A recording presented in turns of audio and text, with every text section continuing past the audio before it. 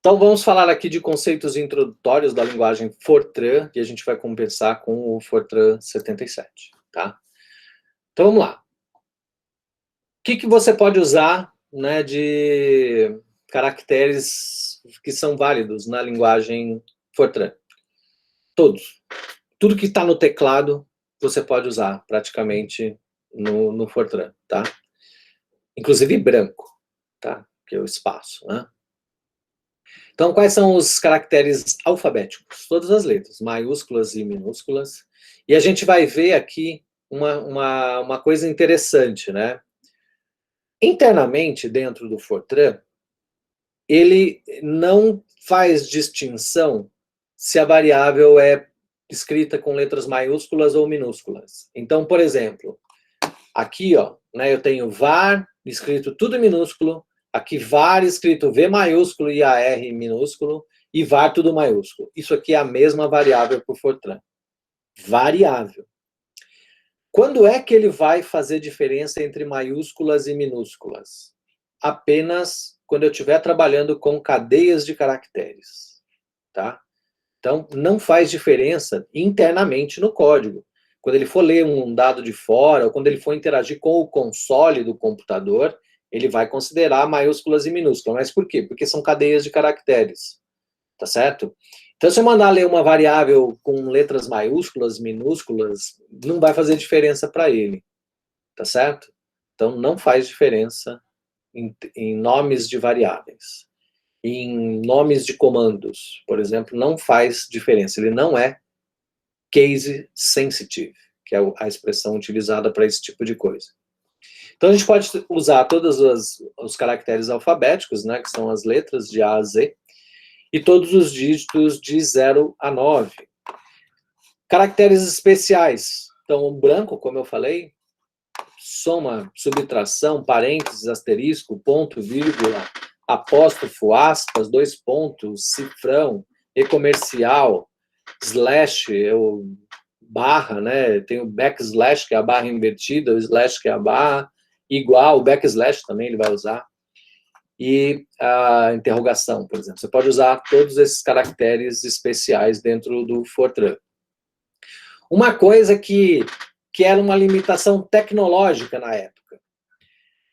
Tanto os monitores como as impressoras, tá, na década de 70, aí,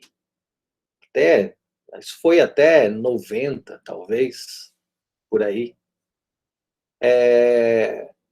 tinha uma limitação do número de colunas, né? Então, as impressoras e as telas, elas tinham 80 colunas.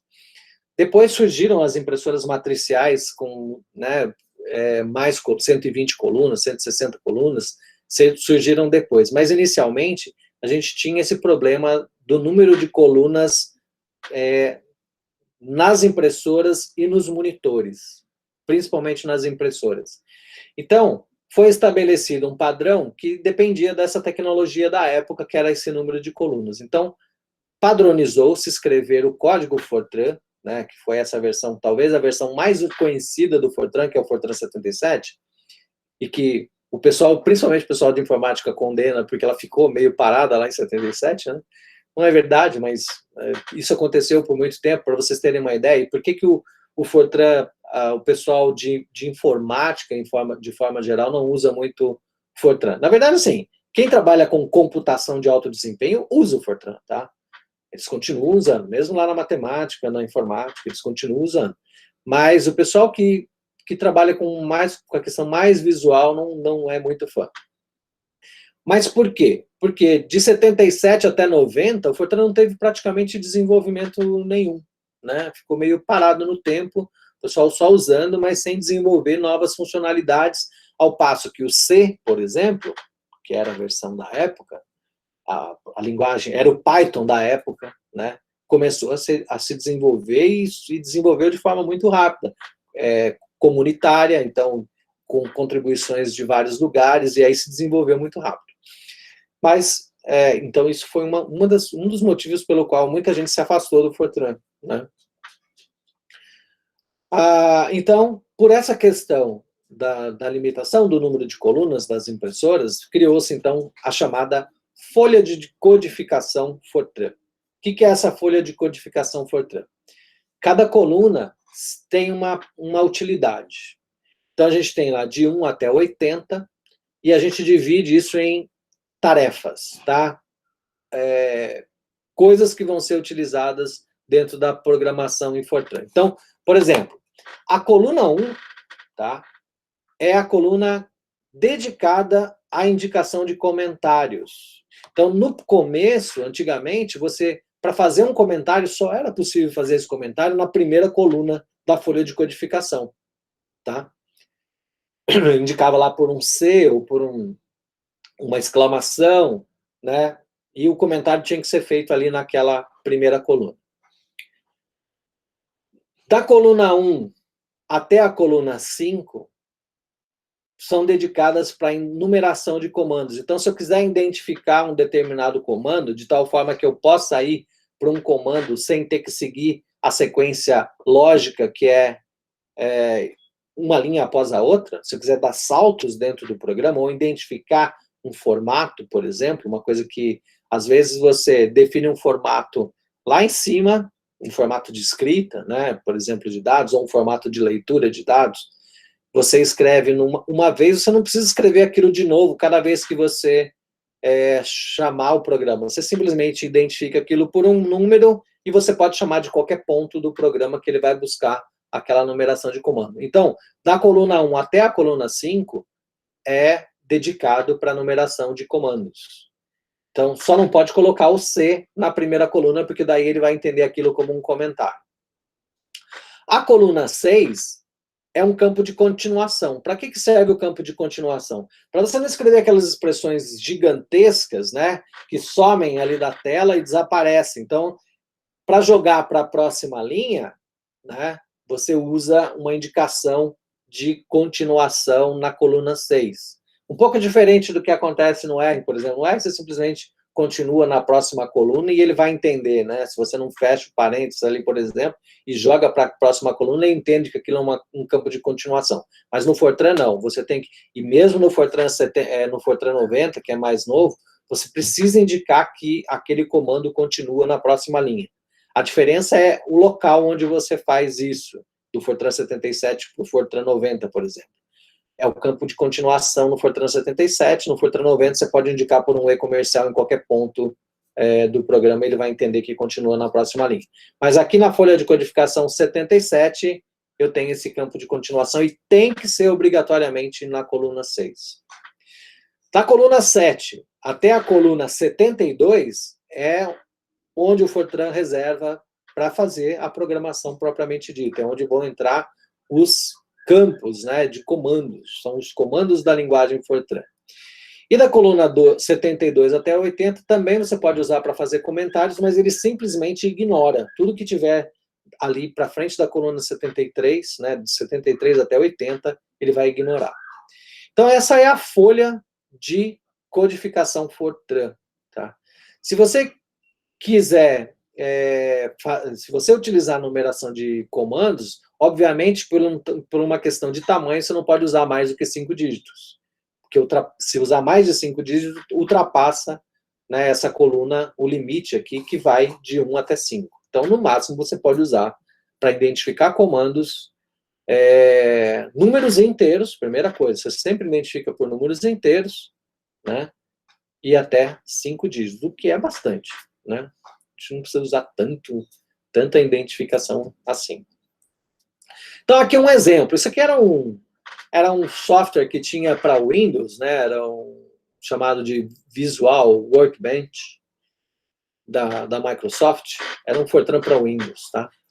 E eu usava muito porque, até então, eu usava muito Windows ainda. E porque ele identificava mais ou menos os comandos, era legal porque ele identificava os comandos por cores, né? Então era fácil de você identificar algumas coisas. Então veja bem, aqui a gente tem um exemplo, né? O C na primeira coluna, na coluna 1, indica que tudo que vem à frente é um comentário. Aí automaticamente esse aplicativo, ele já pintava de azul, então a gente sabia que aquilo era um comentário. Sempre que estava em azul, você sabia que aquilo era um comentário.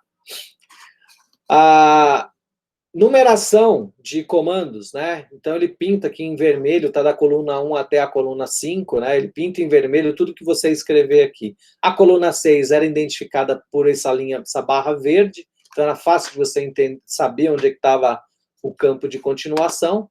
Aqui da coluna 7 até a 72, então, os campos dedicados a comandos, né?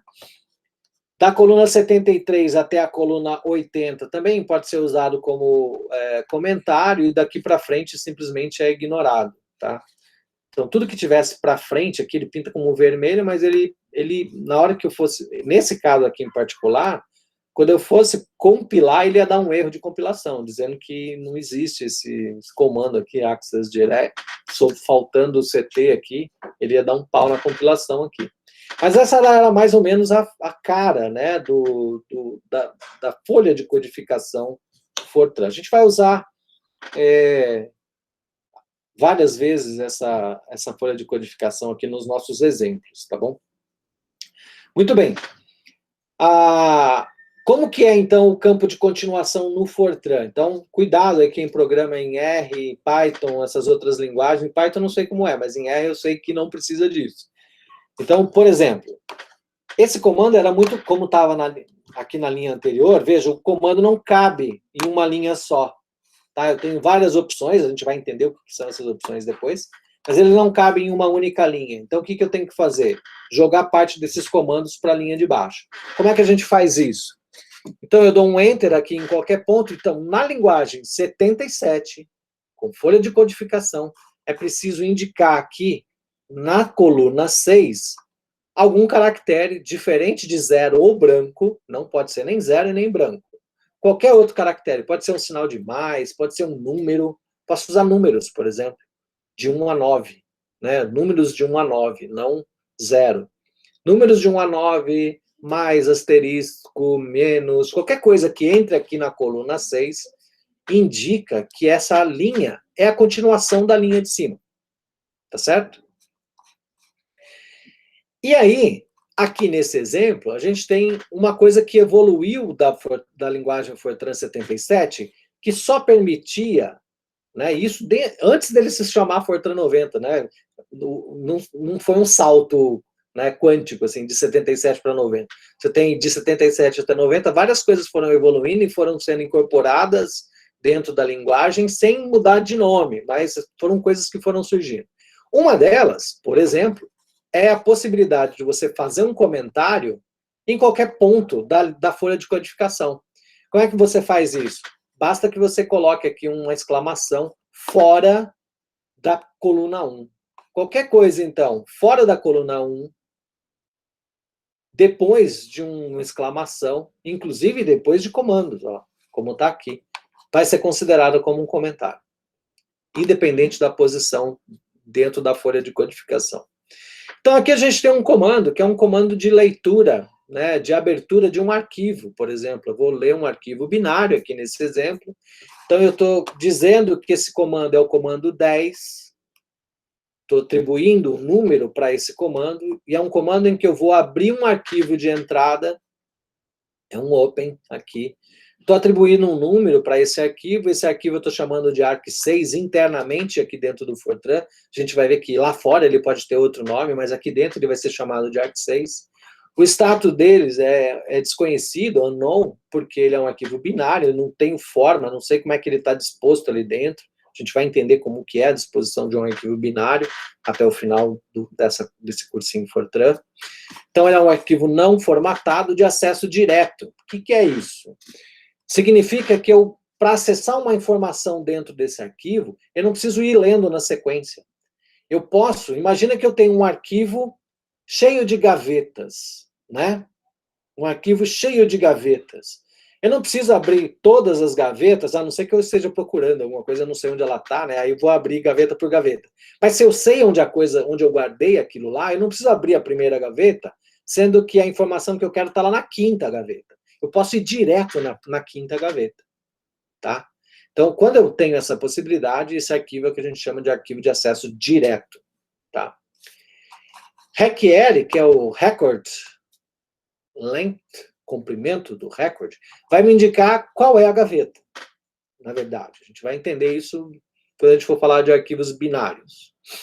Mas ela vai direto lá na posição onde está a informação que eu quero obter.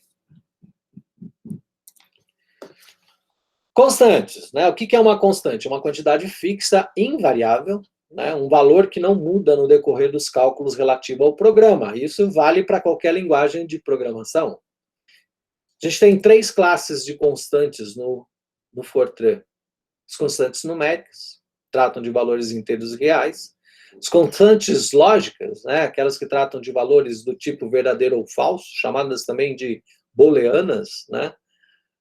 Sim ou não, 0 ou 1, verdadeiro ou falso, né? Dicotômicas, inclusive. São as variáveis lógicas e cadeias de caracteres. São aquelas que tratam de sequências de caracteres que são admitidos pela linguagem. Em princípio, qualquer coisa que está no teclado. Constantes numéricas inteiras. E aí tem uma coisa que eu acho que no Fortran, inclusive, é mais fácil do que em algumas outras linguagens, mas é uma opinião minha. Então, a gente representa números inteiros escritos sem o ponto decimal, né? Tudo que está sem o ponto decimal, a menos que seja dito o contrário, a gente vai ver como é que a gente diz o contrário, que é possível, vai ser considerado como um número inteiro, tá? Então, os valores máximo e mínimo dessas constantes, né, do tipo inteiro, elas vão depender da capacidade do teu sistema, do teu computador. Um sistema de 32 bits é capaz de armazenar uma certa quantidade de casas decimais desse inteiro. Um sistema de 64 bits vai assumir uma quantidade muito maior de casas decimais para esse mesmo valor inteiro. Então, o valor máximo permitido depende da sua arquitetura, da arquitetura do seu computador. Em geral, nossas plataformas são de 64 bits, então dá para você fazer essa conta. A gente pode até fazer um programinha depois para ver qual é a capacidade máxima do meu computador, né? Uma brincadeirinha, né? Então, aqui, eu falei, né, mas tem aqui um exemplo. Para um sistema de 8 bits, então, que é bem simplesinho, quais seriam esses valores, né, de constantes inteiras? Então, valores positivos, né? Eu não preciso dizer o sinal, posso omitir o sinal, mas para valores negativos, eu tenho que indicar o sinal, obviamente. Então, posso colocar mais 2? Pode, não tem problema nenhum. Preciso? Não, não precisa. Agora, posso colocar para um número negativo, omitir o sinal negativo? Obviamente não. Tá certo? Então, são as várias formas aqui que a gente tem para representar os números inteiros. Constantes numéricas reais. A diferença dos reais para os inteiros é o ponto decimal.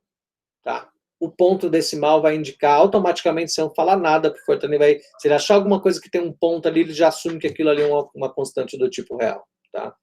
Então, são escritas necessariamente utilizando-se esse ponto decimal, tá? Com expoente ou com ambos. Da mesma forma que para constantes inteiras, os valores máximos e mínimos vão depender do tipo de arquitetura utilizada. Quais são as representações possíveis? Então, eu tenho aqui, de uma forma geral, mais ou menos a parte inteira do número, o ponto decimal e aqui o número de casas decimais. Tá? Então, o N representa a parte inteira, o M é a parte decimal. E aqui, por exemplo, a gente tem aqui algumas situações que são possíveis dentro do Fortran. Inclusive, quando ele escreve um número inteiro decimal, se for 0, alguma coisa, ele nem escreve o 0, ele põe ponto e aí escreve a parte decimal. Tá? É muito comum acontecer isso. Quando o próprio Fortran escreve na tela para você um resultado. Se você não colocar lá um formato definido, ele faz isso. Tá? Automaticamente, ele sempre joga ali para os algarismos mais significativos. Tá? Ou posso ter aqui, por exemplo, um real com um expoente. Né? Então, aqui nesse caso, eu tenho a parte inteira, né? O sinal, mais ou menos, a parte inteira, o número de casas decimais, o indicador de que é um real com expoente, e aqui, qual é o expoente de base 10, com 1 ou 2 dígitos. Tá? Então, essa é a forma de representar um número real dentro do Fortran. Variáveis, né? O que é uma variável? Ao contrário da constante, a variável é tudo aquilo que assume valores constantes durante a execução do programa, né? Ou na entrada ali do programa, e vai ser conhecida dentro do programa por um nome. Eu atribuo um nome para aquele ente ali, ele vai guardar um determinado valor, que pode ser qualquer, pode ser um inteiro, pode ser um número real, pode ser um caractere, pode ser uma variável lógica, né? Então, é um nome que é representado por uma área na memória. Eu guardo ali uma posição de memória e para identificar qual é aquela posição, eu atribuo um nome para essa variável, tá? Consigo distinguir aqui algumas classes de variáveis, tá? Variáveis simples. Por exemplo, i, né? Tem um i, que é um contador, e ele armazena valores ali a cada instante, por exemplo, dentro de um looping, cada vez que ele passa por um looping, ele assume um valor diferente, i igual a 1, i igual a 2, i igual a 3, então esse é um tipo de variável, são as variáveis simples. E posso ter variáveis compostas, que são aquelas que armazenam valores em mais de uma dimensão, de uma ou mais dimensões. Por exemplo, vetores, que tem vários elementos, tem uma coluna e várias linhas, né? No Fortran não tem muito essa coisa de linha e coluna, não. Tá? Depende de como você imaginar o seu programa. Quem determina se é linha ou coluna é você. E matrizes, né? Que são aqueles conjuntos. Por exemplo, o vento zonal, ele pode ser tratado como um vetor ou como uma matriz. Vai ser tratado como um vetor se eu estiver medindo ali num anemômetro e eu tenho a cada instante de tempo, eu tenho um valor da variável u, por exemplo. Então, ele pode ser tratado como um vetor. E pode ser tratado como uma matriz se eu estiver levando em conta, então, o valor de u na direção zonal, na direção meridional e na vertical, por exemplo. Então, aí ele se torna uma matriz, né?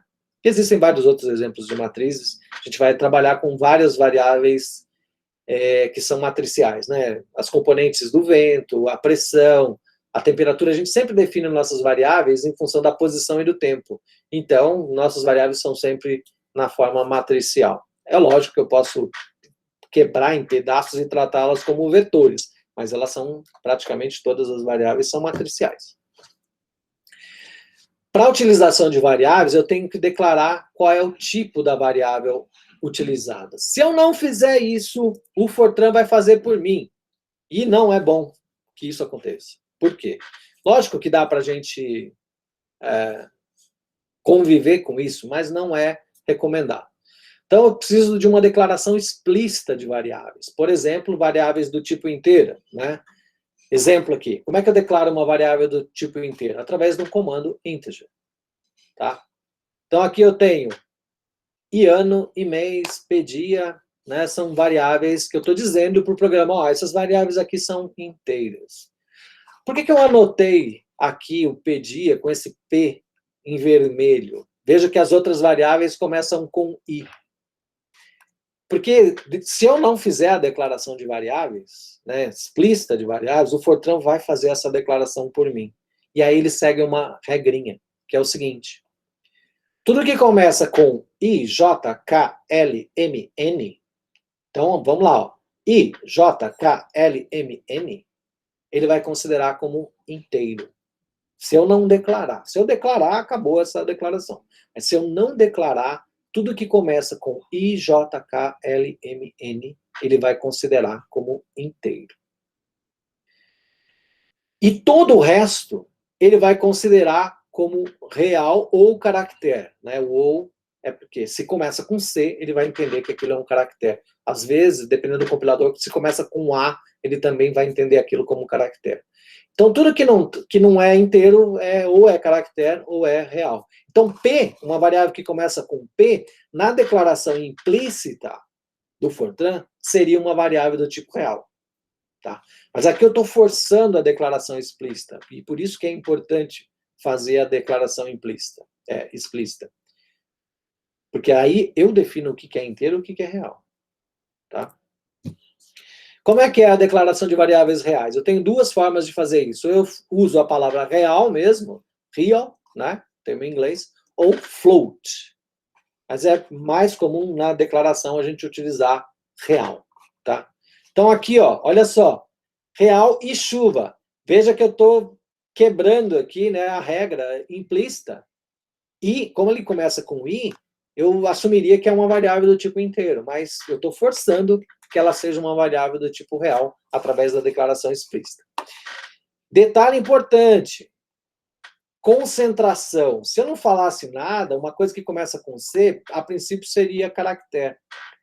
Mas aqui eu estou forçando que ele começa com C e é uma variável do tipo real. Uma outra observação importante, não existe acentuação. Aí entra naquela questão que o Alexander comentou, né? Não existe acentuação na programação em linguagem Fortran, tá? Mesmo na hora de escrever cadeias de caracteres, não use acentuação. Isso é uma deficiência em relação a outras linguagens. Por exemplo, se você quiser, né, fazer uma cadeia de caracteres com acento no R, no part, você consegue. É fácil fazer isso. É impossível de fazer no Fortran? Não, não é impossível, mas é tão difícil que é melhor não fazer. Então, não vamos usar acentuação em Fortran, tá? Esquece. Então, aqui, concentração, que é o que eu queria escrever, veja que eu não estou usando, né, o cedilha e o tio aqui no A, tá? Então, o Fortran não impõe essa prática de declaração explícita, né? Se ele não fizer isso, ele vai fazer o que eu disse para vocês, ele vai usar a declaração implícita. Então, I, J, K, L, M, N vão ser consideradas como inteiro. Caso contrário, vai ser real, ou se começar com a letra C, vai ser caractere. Expressões aritméticas, eu posso usar, né, todas as expressões que nós conhecemos. Quais são? Adição, subtração, multiplicação, divisão e exponenciação. Detalhe importante aqui para a exponenciação, porque em algumas linguagens você pode fazer exponenciação com o circunflexo, tá? Não pode fazer isso no Fortran. Então, exponenciação é 2 vezes o asterisco, tá? Algumas regras. Os operandos podem ser constantes, variáveis, funções aritméticas ou expressões aritméticas em parênteses. E aqui existem umas regrinhas. Primeira delas, não posso usar operadores adjacentes.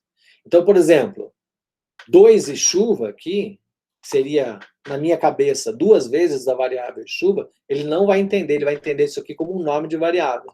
Se eu quiser multiplicar essa variável chuva por 2, eu tenho que fazer, né, explicitamente o uso do operador aqui de multiplicação. Também não posso usar operadores adjacentes. Nesse caso aqui, ó, A vezes menos B. Ele vai dar um erro de compilação. Então, para fazer operadores adjacentes, eu tenho que separá-los aqui por parênteses. Então, A vezes, entre parênteses, menos B. Aí ele funciona. Existe uma hierarquia de operações, né? Quer dizer, o que vem primeiro? Quando eu coloco lá numa sequência, né? Eu poderia pensar, vai da esquerda para a direita. Não é bem assim que funciona. Então, ele vai fazer primeiro cálculo das funções, prioridade, né? A primeira coisa que ele vai calcular, tipo raiz quadrada, exponencial, exponenciação já está embaixo, ali, até separada, isolada, né? Seno, cosseno, essas funções elas vão ser, ou funções que eu vou definir. Eu posso definir funções que eu crio dentro do Fortran também. Então, essas funções vão ser as primeiras coisas a serem calculadas. Exponenciação vem na sequência. Multiplicação e divisão. E, por último, adição e subtração. Tá? Multiplicação e divisão na mesma hierarquia, adição e subtração também na mesma hierarquia. Então, sempre eu tenho que se olhar para essa ordem, quando eu escrevo lá várias operações, né, na mesma sequência. Então, por exemplo, aqui, ó, a B vezes A dividido por 2, eu tenho 2 operadores que acontecem na mesma sequência. Então, eu tenho a mesma prioridade. O que ele vai considerar nesse caso? Da esquerda para a direita. Então, a regra aqui, ele primeiro ia fazer a multiplicação por A e depois dividir tudo por 2. Como é que eu altero a ordem de prioridade? Por exemplo, eu posso colocar aqui entre parênteses. Então, o que ele ia fazer? neste caso aqui, primeiro ele ia fazer a divisão de A por 2 e depois ele ia multiplicar por B, certo? E isso é importante, porque às vezes você faz cálculos que estouram a capacidade aqui do computador, né? Quando eu multiplico um número muito grande por um número muito grande, pode ser que essa multiplicação estoure aí a capacidade do computador. Então, às vezes é melhor primeiro divide para depois multiplicar para evitar esse problema. Existem algumas funções que são embutidas na linguagem Fortran, né? São intrínsecas. Quais são, né? Tenho funções do tipo numérico, que usam valores numéricos, e vão ser utilizadas em expressões aritméticas. Eu posso usar essas funções, né, que são as libraries, né, as funções que não são muitas no Fortran, né, diferente de outras linguagens. Aí eu tenho algumas funções que são embutidas. Funções do tipo seno, cosseno, tangente, raiz quadrada, conversão de inteiro para real, real para inteiro, módulo de uma função, exponencial, logaritmo, né, logaritmo neperiano, natural, né? Logaritmo na base 10. Então, esses são exemplos de funções intrínsecas ou funções embutidas. Então, por exemplo, seno, eu represento aqui no Fortran o seno por sin, né? Termo em inglês. Cosseno é o próprio cosseno, a tangente é o tan de x, a raiz quadrada é o sqrt de x, inteiro para real, então é o real ou o float do número inteiro, real para um inteiro, né? Então é o int ou o ifix do x, que é um número que eu vou considerar como real. Módulo é o valor absoluto, então ABS. Exponencial é o ESP. O log, né, leperiano, é o alog. E o log na base 10 é o alog 10. Tá? Resultado de cada uma dessas funções está aqui, né? No caso de seno, cosseno, tangente, raiz quadrada, real, todos são valores reais. A conversão de real para inteiro, obviamente, vai ser um número inteiro. Módulo é real, exponencial é real, logaritmo e logaritmo na base 10 também são reais. Exemplos aqui de funções embutidas. Posso combinar essas funções. Então, aqui eu tenho raiz quadrada e a conversão de um número inteiro em real. O que vai acontecer primeiro aqui? Como ela está em parênteses, são funções, a hierarquia é a mesma. Como ela está em parênteses, primeiro eu vou converter o valor de i em real e depois eu vou calcular a raiz quadrada. Embaixo aqui eu tenho uma outra expressão envolvendo funções e multiplicação. Então, o que vai acontecer primeiro? Eu deveria calcular todas as funções primeiro. Então, aqui, nesse caso, ó, eu tenho a vezes o seno de x. O que vai ser calculado primeiro? O seno de x, como é uma função, vai ser calculado primeiro. Depois eu multiplico por a e no final eu vou converter esse valor, que é um valor real, em um número inteiro. Então, esse é um exemplo de combinação aqui de funções, né? Comandos da linguagem Fortran. Existem duas categorias de comandos. Os comandos executáveis são aqueles que vão fazer cálculo, entrada e saída, vão alterar o fluxo do programa, vão fazer algum tipo de teste, né? E eu tenho os comandos não executáveis. Aqueles comandos executáveis eles servem mais para uma questão de melhor entendimento do programa, né? Eles vão descrever as características da unidade, dos dados, ou uma informação de edição, mas que eles não causam uma ação a ser tomada pelo computador durante a execução do programa, tá? Posso agrupar esses comandos, né? Então, o primeiro tipo de comando é chamado de comando de atribuição, assim como em outras linguagens. Fazer um valor igual a uma variável igual a um determinado valor. Isso é um comando de atribuição. Então, por exemplo, R igual a 4.0. Estou fazendo um comando de atribuição. Estou atribuindo o valor 4 para essa variável chamada de R. O pessoal de micro conhece bem isso aqui, né? Zeta é Z sobre L. Tá? É um comando de atribuição. Estou atribuindo aqui um quociente, aqui, Z sobre L. Z aqui é a altura e L é o comprimento de Munio-Bukov, né? Dá essa variável aqui, zeta, conhecida em micrometeorologia. Então, isso aqui é um comando de atribuição. Algumas observações, né? Em expressões mistas, que envolvem constantes, aí, ou variáveis do tipo real ou inteiro, o resultado é sempre real. Então, se eu multiplicar 1 real por 1 inteiro, o resultado é 1 real. Certo? Se eu tiver só variáveis do tipo inteiro, o resultado, então, é inteiro. E aí a gente tem que observar aquela questão dos limites. Por exemplo, imagine que eu tenho uma variável b sendo multiplicada por uma variável g dividido por uma variável x. Se todas essas variáveis aqui estiverem muito próximas do limite máximo que o computador suporta, essa multiplicação de b por g já vai estourar a capacidade do computador. Então, como é que eu resolvo isso?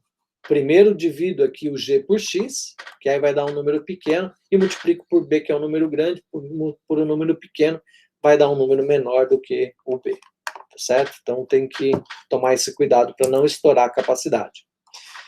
Outra observação, a gente tem sempre que ter cuidado com o truncamento, principalmente que eu estiver trabalhando com números inteiros. Então, por exemplo, imagina que eu estou fazendo a divisão aqui, 80 dividido por 100. 80 é inteiro, 100 é inteiro. Então, a divisão aqui, como eu vou fazer da esquerda para a direita, 80 dividido por 100 é um número menor do que 1. Vai dar 0, alguma coisa. O que ele vai fazer? Como é inteiro, ele vai dar 0. E aí eu vou multiplicar esse 0, como a ordem de prioridade é a mesma, 0 por x. Então, o resultado vai ser 0. Tá? Como é que eu resolveria esse problema? Basta que eu coloque um ponto aqui na frente de um desses dois caras, do 80 ou do 100, por exemplo, né? E eu já resolvo esse problema. Comandos de controle. Né? Esses comandos permitem, então, alterar a sequência de execução dos comandos no programa. Exemplo, uma operação aqui, né, que altera, vou fazer aqui, a gente vai aprender isso aqui, essas operações lógicas. Então, aqui eu tenho, se o n for igual a 10, tem um comando aqui que fala para ele, ó, vai para a linha de comando número 10. Se for igual a 11, vá para a linha de comando igual a 11. Então, o que ele vai fazer? Ele vem por aqui e lê o valor de n. Se o n for maior que 10, ele vai para a linha 10. O que está escrito na linha 10? Escreva na tela, no formato livre, n igual a 10. E para. Tá? Se o n for igual a 11, ele vai para a linha 11. O que ele vai escrever na linha 11? 11, escreva na tela, no formato livre, n igual a 11. Então, um exemplo de comando de controle. Tá? Tá incompleto esse códigozinho aqui, mas é apenas um exemplo. Comandos de entrada e saída, né? Então, open, por exemplo, abrir um arquivo de entrada. Nesse caso aqui, eu estou abrindo um arquivo chamado de exemplo.dat, estou jogando esse arquivo numa unidade que vai ser identificada dentro do programa 10. O status aqui é um arquivo que já existe, então eu chamei de old. A gente vai aprender isso em mais detalhes nas próximas aulas. Vou escrever, então, no arquivo 20, no formato 100, essa variável chuva. E vou ler, por exemplo, uma variável num arquivo 50, no formato livre, chamada de vento de i. É um vetor, tá? Fala. Eu não entendi. O que são esses formatos aí, 10, 20, 50? Eu vou explicar isso lá para frente, só para você entender que tem comandos de entrada e saída, tá? Open, write e read. Beleza?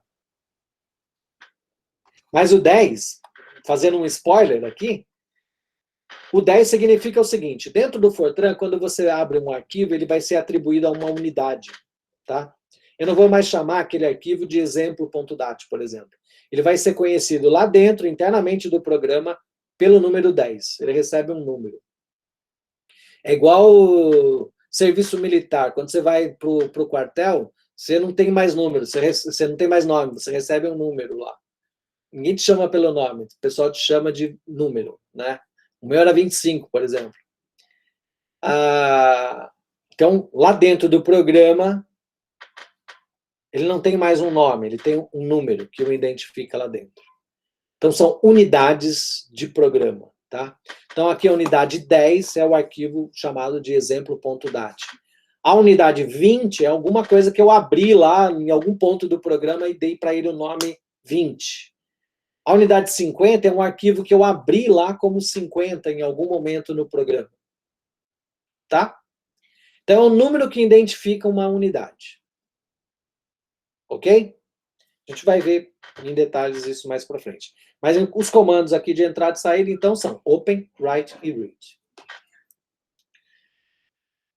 Comando de programa principal não é um programa obrigatório, ele é não executável, tá? Mas eu posso identificar nos meus programas o que esse programa faz. Então, qual é o palpite de vocês aqui? Vou chamar lá pelo comando program calc média. Então, provavelmente, esse é um programa que eu fiz para calcular a média de alguma coisa.